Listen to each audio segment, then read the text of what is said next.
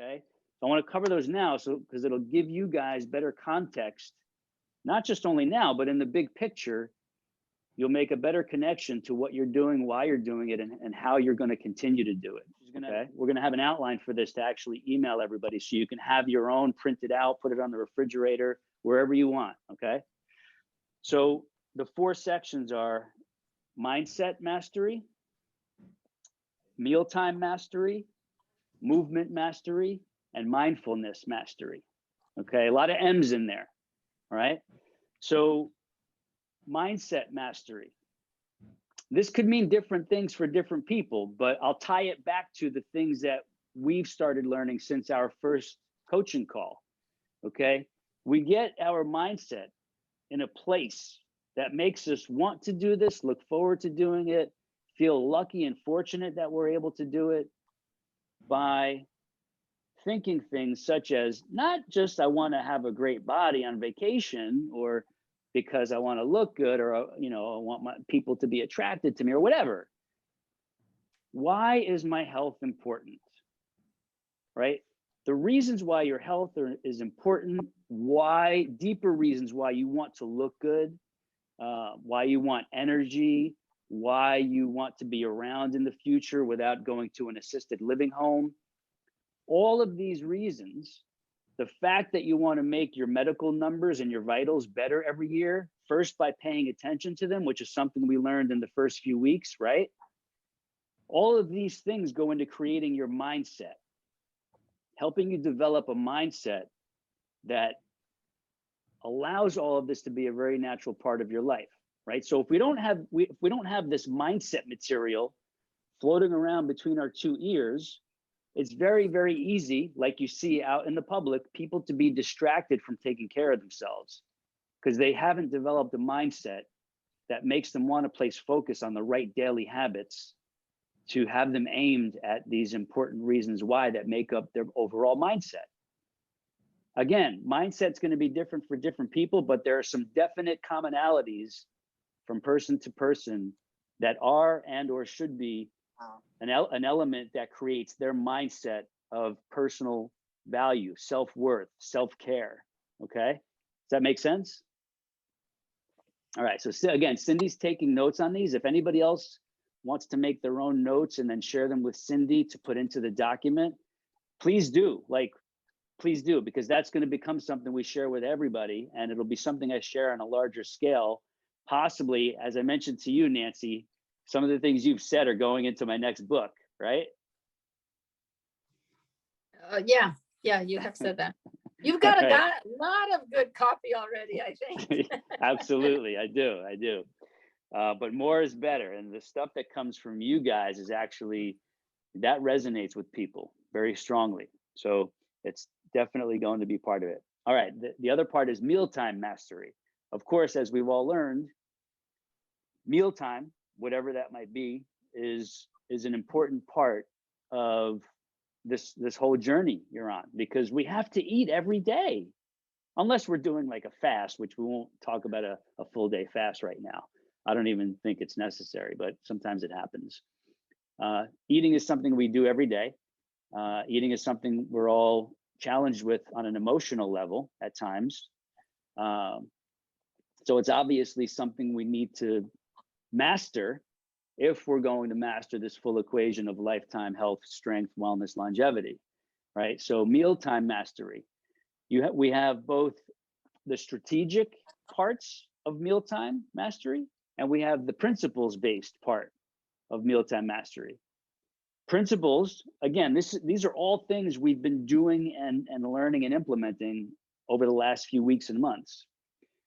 Principles are the things I've talked about in the Fusion Flex Nutrition document and pages, right? The philosophy behind how we teach people and clients to think about food and eating and nourishment and nutrition.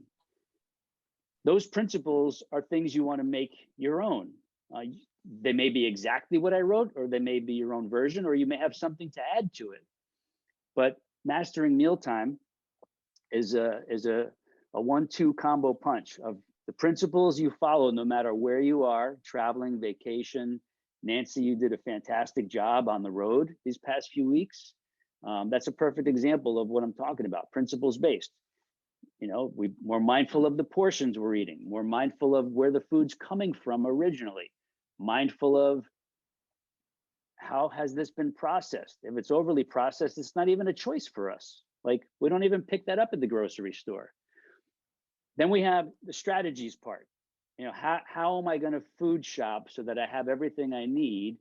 Or when I'm traveling, how do we maneuver the food nutrition part when we're on the road, right? Sometimes we have to pack stuff with us, snacks, tea bags, some supplement powders, whatever.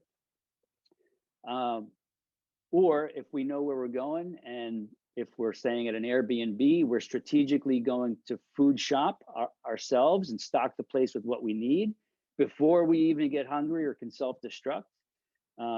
If we can choose to stay near restaurants that have a decent selection, if not an excellent selection. There's a lot of fantastic restaurants now where you can make some really, really good choices. Plenty of the independent places will take your request for quote unquote heart healthy, wellness-based food options that are, first based on veggies and salads, etc. Lean proteins like your fish. So we do have the options, but it's a matter of being strategic with the plan and then letting our strategies fall into the principles-based framework. Okay, things like, stocking your place with some frozen veggies and canned veggies as your backups for when you don't have fresh stuff. Frozen and canned are phenomenal. There's nothing nutritionally wrong with them, especially when they're organic and they don't have any of the garbage they're bringing into your body. So that's mealtime mastery. I give it a name and isolate it so we can make it tangible. Oh yeah, I have to master my meal times no matter where I am, no matter what season of the year it is. Mealtime mastery is something I need to be doing, right? And as time progresses, that becomes more and more natural, where you don't even have to think about it anymore. It's just your way of life. It's these habits you've developed that you actually enjoy and thrive on. And so why would you go back to doing anything that's going to work against you? The third one is movement mastery. Each of you are learning movement mastery. 1, in the training sessions, and 2, in simply moving. Like, we're all going for walks here and there. We're all doing stretching at least a few times a week, in addition to the actual training sessions, right? Why do we do the movement mastery? Because our human, physical, and emotional, mental bodies need it. If we don't use it, we lose it. We wither and die. So the body is designed to be stimulated, activated, used. The act of living is actually movement with thinking behind it and inside of it. So movement mastery is what you're all learning. You're all learning that it's not about going to the gym and doing high impact Zumba classes and crazy HIIT training to force your body to change. It's way gentler, more enjoyable, repeatable, and doable, sustainable, just like you're all learning. Belle, you highlighted a few things in the beginning that make it very obvious that proper movement mastery makes you want to keep doing it, because the benefits are too obvious and undeniable to not want to have in your life, to make your life even better. So when we're able to understand a new way of movement mastery compared to the mass market stuff we used to think we're supposed to do, movement mastery takes on a whole new meaning now. But we give it a name, we isolate it here, we put it in our cool document that we're making, so that a newcomer coming into this realm that we're in can ask, hey, what's the framework of your teachings, right? Well, here's part of the framework. We're going to talk about the 4 M categories. This is a little part of it. This will be a chapter in the book, actually. Movement mastery. We must have it. You cannot be sedentary. You're asking for trouble. You will get it. But movement mastery has to be proper structure of a program, proper choice and selection of how we're moving the body. How we're moving it makes all the difference in the world. Like, you can't grind yourself to a pulp and think you're going to come out okay on the other end. Most people end up getting hurt and or burnt out, or both. Movement mastery is discovering a way to do this that's gentle on the body, but still activates and stimulates it for improvement and change and results long-term, in addition to short-term. So remember that, movement mastery. It'll be in the document. It's something you want floating around your head. As you're going through your days, as you're doing your exercise, as you're thinking about starting the exercise session, just say to yourself, yeah, this is movement mastery. This is part of the movement mastery equation in my life. Make sense? Part of movement mastery is just simply doing it properly and being consistent with it. And the fourth, this is like the icing on the cake. It's, right now I'm calling it mastery of mindfulness, or mindfulness mastery. Basically, this fourth one is overseeing the first three, being mindful of numbers 1, 2, and 3 all the time. So always mindful of your mindset. You ever hear the term thinking about what you're thinking about? So being mindful of your mindset. That means something like this. Oh, next month is my annual health exam. I can't wait to go because I've been doing great this past year. I'm really looking forward to being tested and seeing how my numbers come out this time.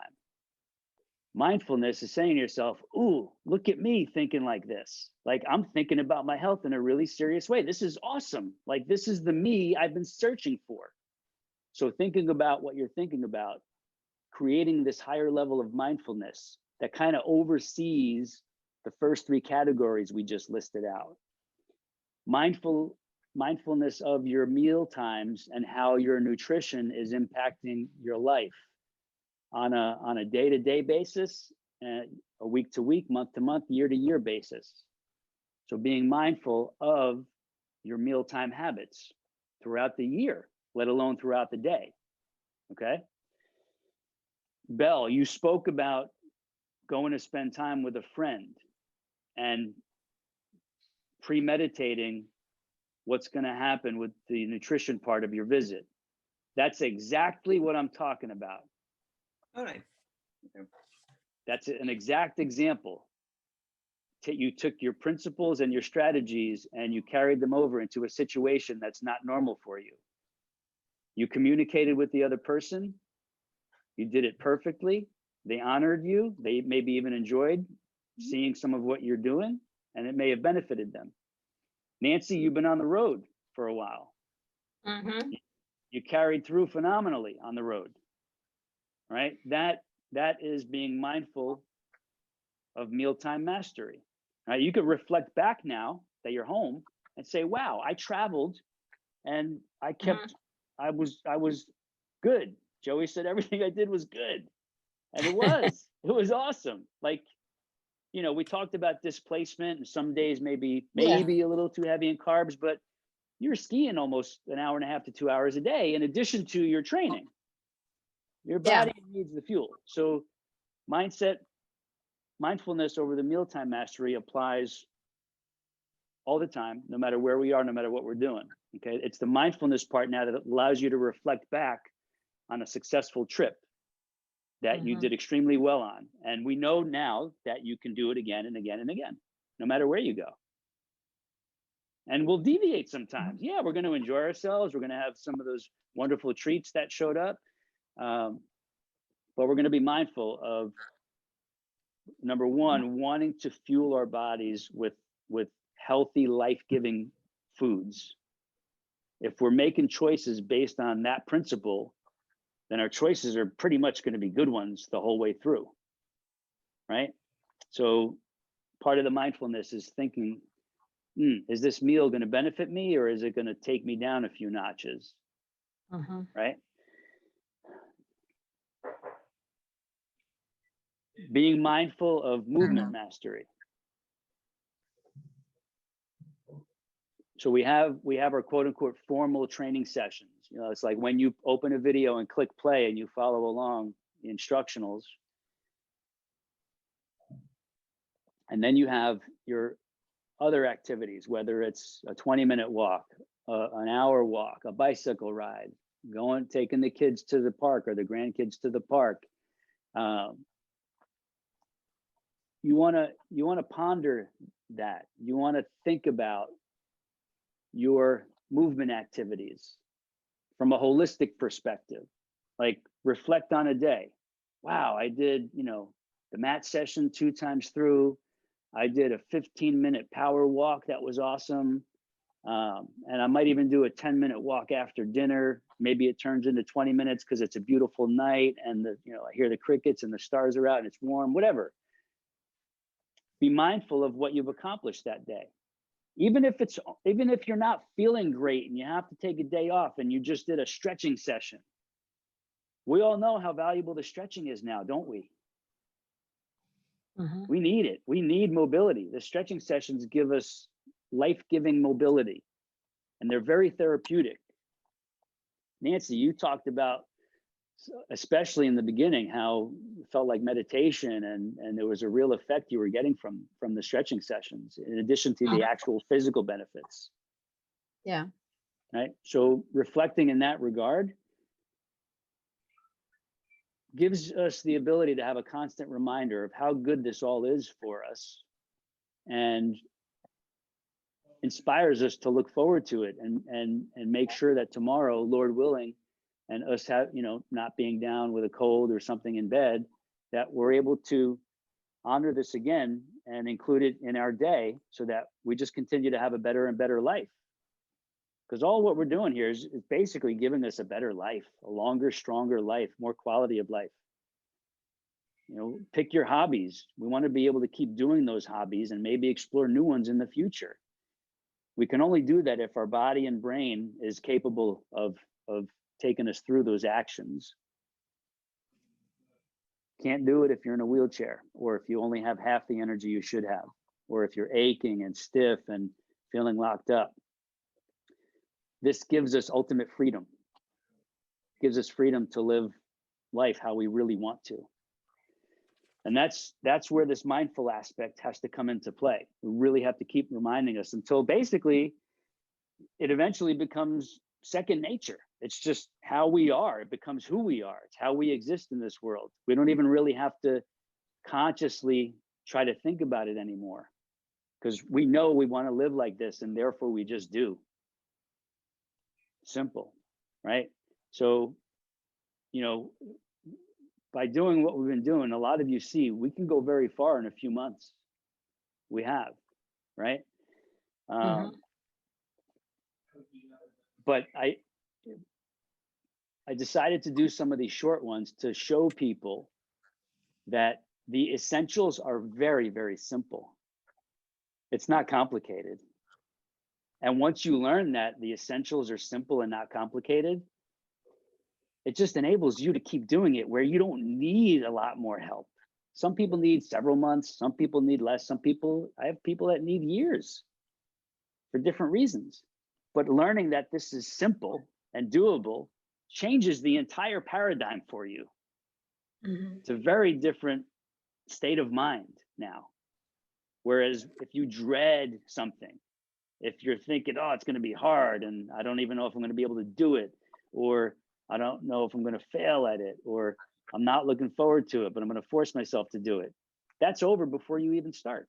That state of mind is you're defeated, and rightfully so, because most of that stuff it's simply not sustainable. But what we're doing here is not only sustainable, we want to do it. We look forward to doing it by the nature of it being so simple and gentle and repeatable. Not hurting your joints, but we're actually making your joints better. They feel better. Not draining you of your energy where you need 2 days to recuperate from the last training session, but we're giving you energy every day. You wake up feeling it. You have more to get you through the day, to live more life. So that's what the mindfulness aspect of this does. It's like the umbrella over all the other components. So I'm going to read that. That's it for that. Again, if anybody has any notes on that you want to share in a master document, get them to Cindy. If anybody doesn't have Cindy's contact info, I'll get it to you. Get those to Cindy. She'll put it in the master doc so that everybody can share maybe insights from each other. And we have a stronger document to take forward with you to post on that refrigerator or on your desk or keep in your purse or whatever, or take a photo and keep it on your electronic devices. Or you can just use the electronic version to keep on your devices. So what I'm going to do, I want to read Gillian's Can I email. just say something here? Please. Yeah, please. Will you just expand a little bit? Because what the part of this that I have found so impressive, I think, is this system, and it is part of this mindset mastery, I think, because most programs are either, like you mentioned keto one time, for example, they're either going for complete perfection of some kind, or on the other end, oh, it doesn't matter, which I've been through a lot of my life. You say, oh, I'll just have that, or like Elsie, oh, I'll just have another Oreo. It doesn't matter.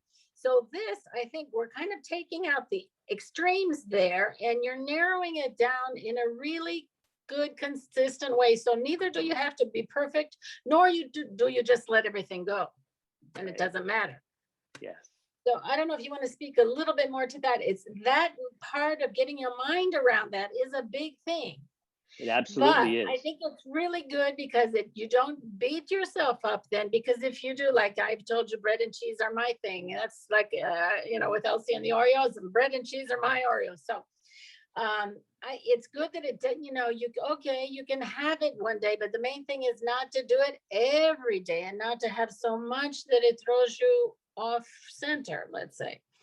Yes. So at least that's the way I see the crux of the program being so helpful. You're exactly right. And you just did my work for me. You just explained it, but I'll expand on it. I'll expand on it a little bit. That's exactly right. Of course, the first thing we want to do is make sure that whatever we're putting in our bodies is very clean. You can have bread and cheese. I'm all for it. But if you're going to have it, let's make sure it's like the best quality possible. That preferably organic, grass-fed, farm-raised, cheese sources, etc. Have a reasonable amount. Enjoy that reasonable amount, knowing that you're not wrecking your quote-unquote diet, so that there's no guilt tied to it, that you don't feel like, oh, I'm failing right now because I'm eating this. Yeah. No, if we can have a little bit, and the rest of our nutrition is also excellent and good quality foods, and we're mindful of our portion sizes matched to our physiological needs and not eating emotionally, then sure, we can have it a few times a week. And the fact that we can have things means that we're okay on the days not to have it, because we know it's not a restriction style of not having it. It's a reality style of having it sometimes. It takes away that inner battle. Oh, I can't have it, therefore, oh, I want it so badly. No, you can have it. But let's just be smart about this and be strategic about when we have it and how much. It totally changes the mental dynamics of it. Yes. And as you can see with your body changing, things you've described, it's working. Yeah. Yes. Keto, that stuff, all the extremes, that most people failed, and they're supposed to fail. We're not supposed to eat like that. We're just not. There are some extreme, mentally wired people who can force themselves to stick to it, and they become the zealots and the teachers of that stuff, thinking everybody can do it. Fat chance, no pun intended, I'm sorry. To them, it's not something a lot of people can do. Not something us average folks can or even should do. We shouldn't even be doing it, let alone be able to do it. It's not proper. The body doesn't function properly like that. And the brain doesn't. And it tells us that 3 weeks into it or 2 weeks into it. And when your hair starts falling out, when your mind gets foggy, those are like the physical symptoms. Hey, you got to stop this. This isn't for us. We find a happy medium in the middle with the real rules, the real principles that I've outlined in the Fusion Flex pages and documents that are actually how divine order, divine law put us all here in the first place with the things we're supposed to be putting in this body. It wasn't an accident that all the foods we need to thrive and live and be strong were here for us and with us as an extension of the human being. All that stuff becomes us. This is not an accident. All the foods out there in nature provided for us become this body by assimilation. It only makes sense that those foods are the things we're supposed to be eating in a balanced and realistic way. Can I say something here? Please. Because I've struggled for a very, very long time with the whole idea of food. What to eat, what not to eat, what is clean, what is not clean, which amounts, eating emotionally, like, you know, all sorts of things. And to me, it was that when I can't remember if it was in a call or in a video, when I heard you say that kind of clicked, like made my mind go like, you become what you eat. Therefore, you eat garbage. What are you doing to your body? Like, what are you becoming? Right. That, like, just that thought, it kind of made so much sense. Like, it made it so simple for me to understand, you know, all these other things that I had struggled with for so long. Yes. So and that, just that line for me makes it. that's a great highlight right there. Yeah. Most people don't know this. Intelligent people, like I'm talking, most people do not know this, that the things we consume turn into the cells of our body. And I strongly believe it's one of the biggest causes of cancer. The average modern day diet, which is mostly processed, high calorie, chemical ingredient garbage, if that's becoming the cells of our body, it makes all the sense in the world that it could be the source of cancer, that's how our cells become cancerous, right? Yep. I think that'll prove out true over time without any denial. Like, and so but I don't want to be the guinea pig. I want to go based on my hunches and what I understand about the body. And I want to start choosing the proper foods now so that I decrease any chances of diseasing myself and people we teach as well. It's a strong belief. Like if I had to put money on it, I would have. I'll do it right now. Just understanding. So thank you for highlighting that. And I think that is actually what gets a lot of people to really grasp the concept of what they're consuming has far more impact than just their body weight or body composition. It affects things you cannot see with your eye, including the source of disease and decay and dysfunction of the body at its deepest, most minute levels, where it all starts. So thank you for sharing how important and how powerful that was for you. We're definitely going to carry that forward and continue to carry it forward. So Nancy, did my little expansion help a little bit there? Yeah. All right. Thank you. Thank you for bringing that up, by the way. That's really important material. Like for some people, it's their trigger, like, aha, Well, I get it. You know, and gray is always harder, I think, than black and white. And so that mindfulness business is yeah, it's key to understand it, I think. And it's hard to put your finger on it, Right. I think, in the beginning. But yes, in the beginning. The good thing is you do that also gives you some room, you know. Yes, It's there's not, flexibility and again, latitude. one extreme. Yeah. Exactly. No. And that's a big game changer for people when they Yes. know I've got some flexibility here on either side. It takes away the anxiety. It takes away the mental dysfunction of going through a day thinking you're supposed to be doing everything perfectly. And if you mess up, well, you've messed up. This is not good. I can't be perfect. I'm going to throw in the towel again. It's not like that. Mhm. Yeah. Well done. Good observation. All right, I'm going to read Gillian's email really quickly, and then we're going to wrap up because we've covered some really, really good stuff here. All right. Cindy, can you still see me? Can you guys still see me, even though I'm in my emails? Yes. Okay. All right, so this is from Gillian. She is, where is she again? Ireland, I think. I think she's in Ireland. She couldn't make it today. So here's her email responding to me after I sent her the time update yesterday. Good afternoon, Joey. Thank you for the email and the invite to the Zoom call. Sorry, but I can't make that time today. I do have some questions though. The first one is about cardio and heart rate. My question is, how do you know when your heart rate is getting a good workout?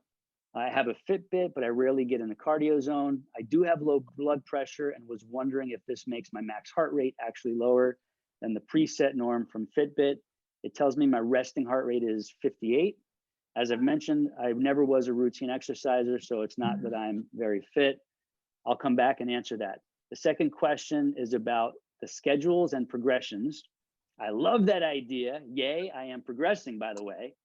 I am now doing the 5-day sample schedule sessions 3 times through each session, apart from the ultimate leg, butt, hip, and thigh, which I now manage 2 times through, which is totally understandable. Request, you mentioned to Elsie that you could unlock the Naked Beauty, total access.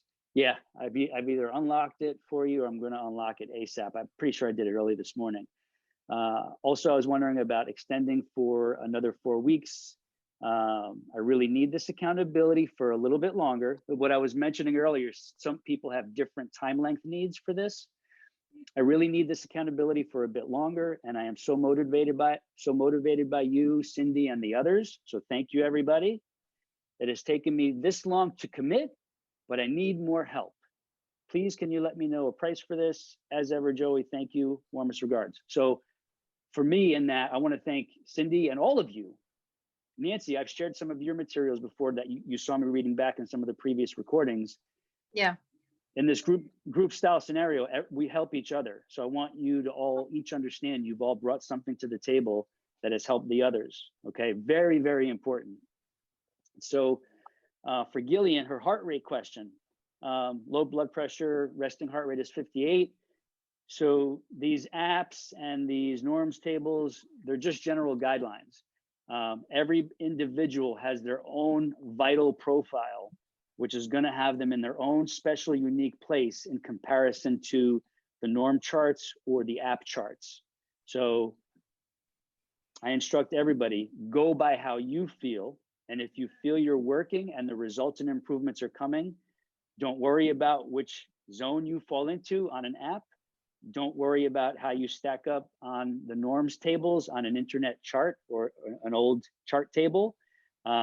Those are only general guidelines and they don't apply to everybody, especially to people on the ends of the bell curves, which means they have different physiological profiles that give them different numbers on a very personal, unique level. So you're okay. I can already tell from what you wrote, you're totally okay taking the approach you're taking.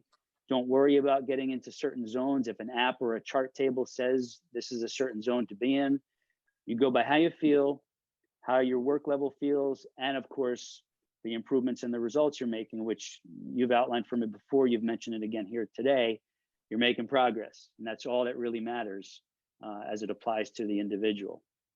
So Gillian, as you watch the replay, thank you. And I will be in touch with you about extension into the extra month for sure. All right, I'm gonna come back to the Zoom. Cool email, right? Yes. She was not able to be consistent like most of us understand before this all. And she's in a really good place now. And she's ready to keep going. So she's going to extend a month, solidify this, and further prove to herself that she can repeat what we started the first few months. That's all people really need sometimes, is a little bit of specific guidance, but a little bit of personal reassurance that, oh, I can do this a few more weeks. I've done it. I can keep doing it. So I've said this before, 8 weeks can be another 8 weeks and another 8 weeks, and it could turn into 8 months, and that turns into 8 years. It's simply repeating what you've already done that you've proved to yourself you can do. That's it. We might miss days here, days there. That's life. That's okay. We all do. But the big picture, our overall life philosophy, our principles that we live by, those don't change anymore. They just get better. We improve them. We refine them. We make them stronger. We add to them. And you'll notice you might be operating at a mental state that's slightly higher than most other human beings, because they're still in that default mode of basal existence, not wanting to eat right, not wanting to exercise for whatever reasons they have. There are many reasons. But you'll find that you're slightly elevated and maybe even inspiring other people who might ask you, hey, can you share with me your healthy lifestyle habits? I've taken notice. You know, how did you get to this point? How are you just doing it so normally and regularly now? Right? And that's what you want to take forward with you. So we've got a few more weeks to go in this one. We got 2 more weeks to go here. And then I'm going to be hopefully having a handful of people in that summer fit one that I emailed out about. Gillian's probably going to jump into that one for the month. If Elsie, I think you said you wanted to go another month. Okay. So Yes. okay. If anybody else wants to, Nancy, you're good for the next month as well. You're covered through May already. Yeah. So are you going to keep then this one going, or it turns Yeah. into this Yeah, 4-week thing? No, I'm just going to continue this. I'll just bring new people All into right. it. Okay. Simple. And that's it. Are we all good? Yes. All right. So Belle, fantastic seeing you. I look forward to your next notes and check-ins. Nancy, fantastic seeing you. Give C my best regards, please. I will. All right. Thank you. And I will look forward to your email check-in later. I'm gonna press end here so that this recording takes hold and we have the recording to share later. So sending a big kiss of love to everybody. Have an awesome day. Be safe, be well, and keep going, because you're on the right track more than you'll ever understand. Just keep going. Amen. Okay. Thanks Thank to you. you. Bye. Bye. Bye.